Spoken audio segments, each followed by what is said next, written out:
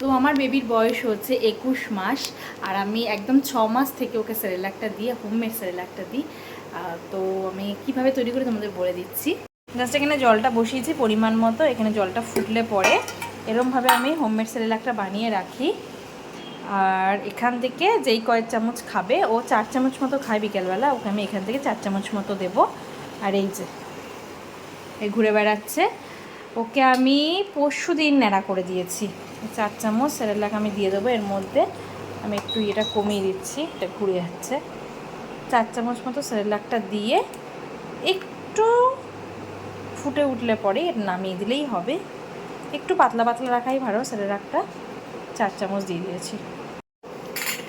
আমার সেরেলাকটা almost done. এই যেরকম কনসিস্টেন্সি হলেই আমি নামিয়ে নিচ্ছি।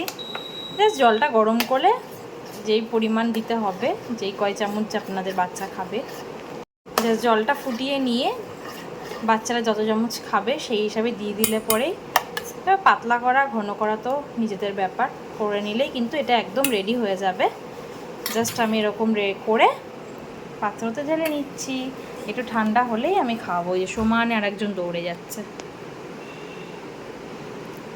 উল্টো হাঁটে না, ও উল্টো হাঁটে, সোজা হাঁটে, কত রকম যে হাঁটে ও। আবার চলে গেল। আমি ঘরের দরজাগুলো দিয়ে রেখেছি। স্পিড কি, বাপ রে বাপ, কি স্পিড! 200 মিটারের রান হচ্ছে, 200 মিটারের রান। রেডি সেডি গো, রেডি সেডি গো। বেটু একটা এরকম হাই চেয়ারে বসে খায়, ও 6 মান্থসের পর থেকে এরকম একটা হাই চেয়ার। এই যে বেটুরম একটা হাই চেয়ারে বসে খাওয়াই ওকে আমি। আর কয়েকটা হাতে বিভিন্ন রকম ওষুধের বাক্স, টুকটাক খেলনা আমি হাতে দিয়ে দিই, ওইগুলোর সাথে খেলতে খেলতে খাই।